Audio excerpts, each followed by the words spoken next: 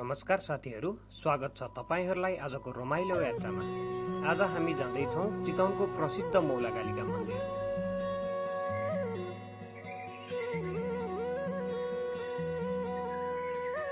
मौलाकालिका मन्दिर नेपालको चितवन जिल्लाको पूर्वी भागमा गैंडाकोट नगरपालिका 1 मा अवस्थित छ। यो मन्दिर करिब 550 मिटरको उचाइको पहाडको शिखरमा अवस्थित छ, जुन नारायणी नदीको किनार नजिकै पर्दछ।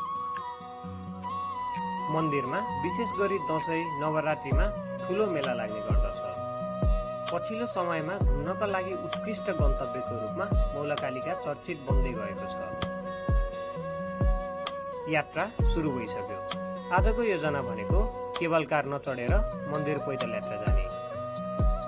वातावरणको हावा चिसो छ, रमाइलो वातावरण छ अनि साथीहरूसँग गफ गर्दै हिँड्नको मजा नै बेग्लै छ।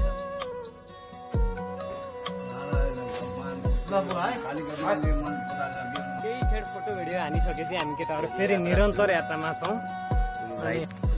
यस्तो छ होइन, बाटो घाम चाहिँ निकै चर्किसकेको छ, त्यही पनि हामी आफ्नो यात्रालाई निरन्तरता दिँदैछौँ। कस्तो हुँदैछ तपाईँलाई? दामी हुँदैछ। यदि तपाईँहरूलाई नि पेट घटाउन छ भनेदेखि तपाईँहरू यहाँ डेली आएर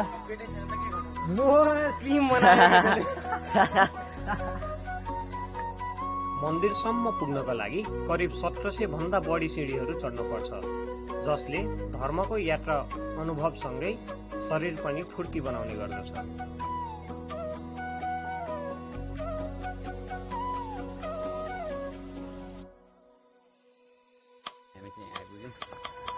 अलिकति बाटो नि मजा लाग्दो रहेछ। तपाईँ यहाँ आएर सामान किन्न सक्नुहुन्छ।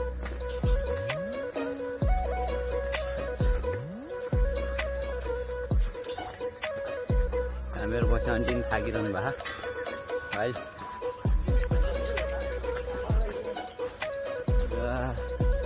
बल्ल बल्ल आइपुग्न लागिसक्यो। सोल्टिनी बल्ल बल्ल रमाइरहेको नि आएर। अब चाहिँ मेन मन्दिर आइपुग्यो। अब नआएको खबर हुन पर्छ भन्दा नरौ है।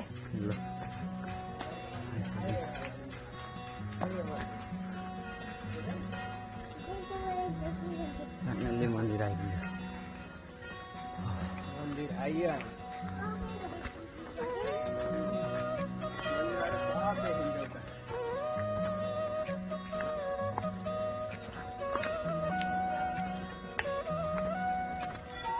कहाँ बाबु?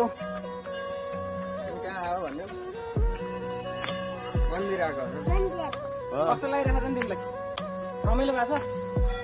एकदम मन्दिरको नाम थाहा थाहा तिमीलाई? कुन मन्दिर हो नि यो? यही हो। के बोले भाइ? के बोले? के बोले? के छ थाहा भाइ बोले? टिकट रहेको छ।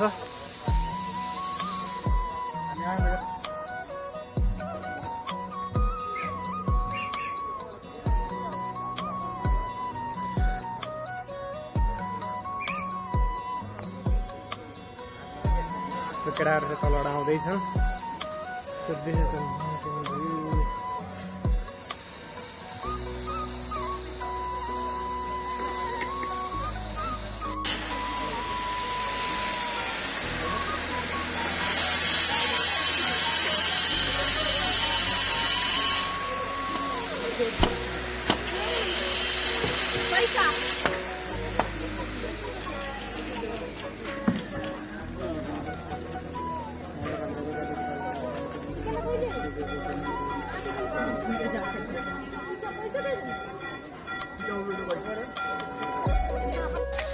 तो यो चाहिँ माथि मौलाकालिकाबाट देखिने भ्यू हो।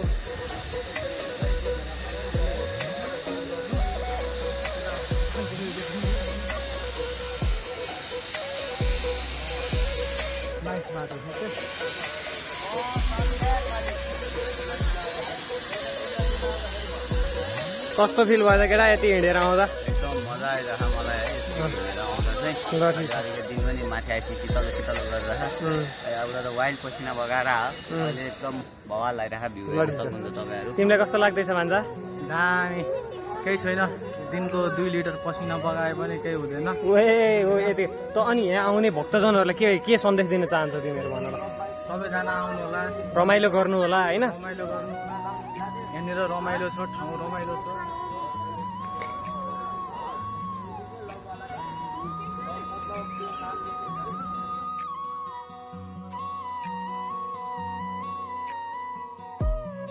मौलाकालिका मन्दिर केवल एक धार्मिक स्थल मात्र होइन, यो आत्मा शुद्ध पार्ने एक यात्रा हो।